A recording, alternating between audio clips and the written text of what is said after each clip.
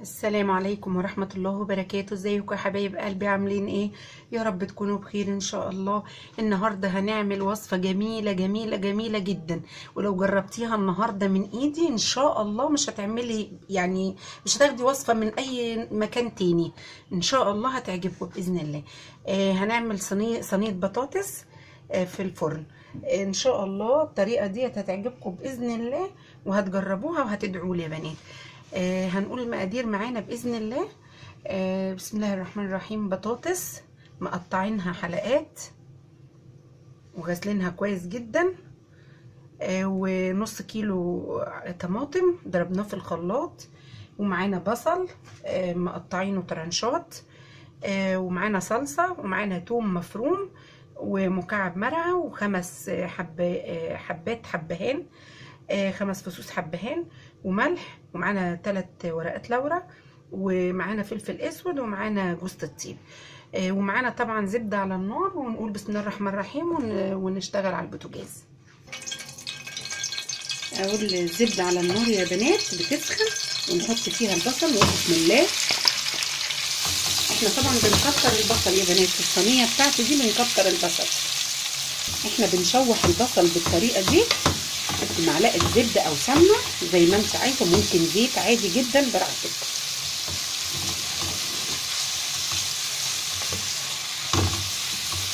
بس باذن الله هتجربي صينيه البطاطس بالطريقه دي هتعجبك جدا، وان شاء الله مش هتعملي غير بالطريقه دي.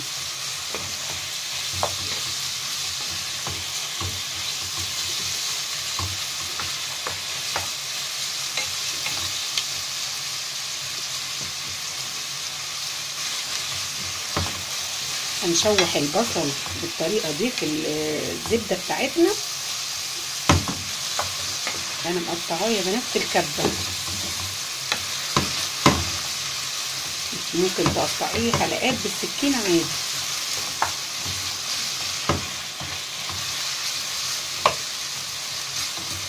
تفككيه كده لما بتلاقيه ماسك في بعضه بتفكيه.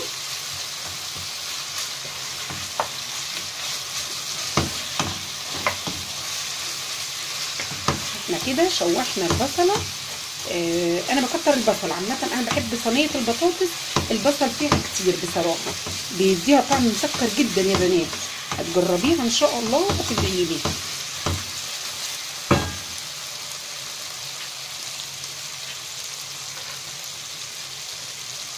هنحط الثوم المفروم ونقلب.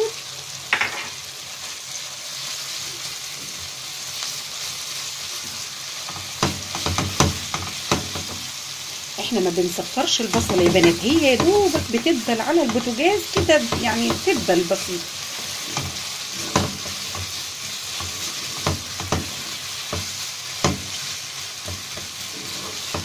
وريحه الثوم المفروم لما اتحط على البصل بيدي ريحه في منتهى الروعه ما شاء الله.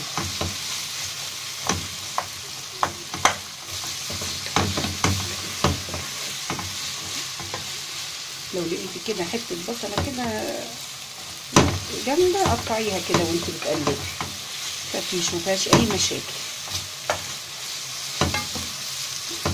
ما اقولكوش على الريحه يا بنات، البصل مع الثوم في منتهى الجمال، بسم الله ما شاء الله عليه.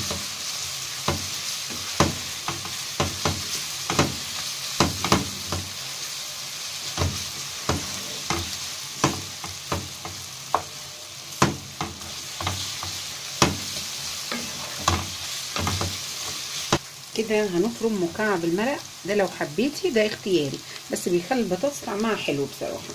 وبنحط ورق اللورا، وبنحط الحبهان والملح والفلفل الاسود، ونقلب برضه تقريبا كده.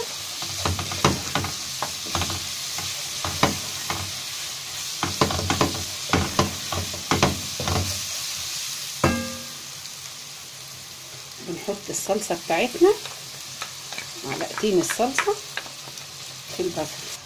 احنا قلبنا يا بنات الصلصه كده مع معلقه ميه، وبعد كده هنحط الطماطم المفرومه في الخلاط.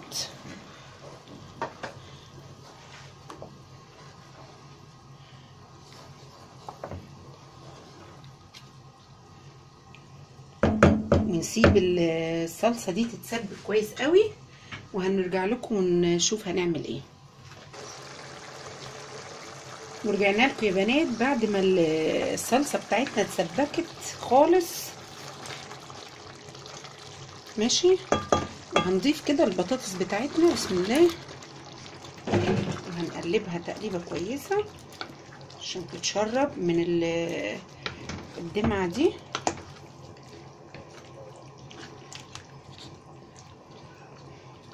وهتغلي غلوه، هنغطيها وبعد كده نحطها في الفرن. بعد ما تغلي يا بنات وتغلي غلوه يعني من فوق، نحطها في الفرن.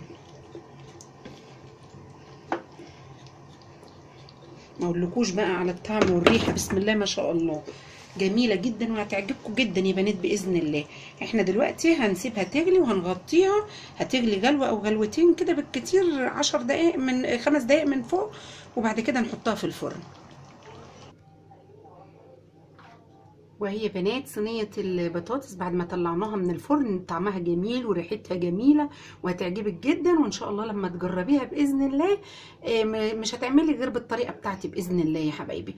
وعموما كمان نسيت اقول لك لازم رشة جوز الطيب، عشان نسيت احطها وانا بصور، فانت ترشي رشة كده، رشة بسيطة جوز الطيب، بتدي طعم وريحة لصينية البطاطس روعة روعة روعة، بسم الله ما شاء الله. تاكلوها بألف هنا يا حبايبي. وانا عاملة جنبيها لسان عصفور، شوربه لسان عصفور، وان شاء الله عاملاه لكم برده في القناه، عامله له فيديو لوحدي.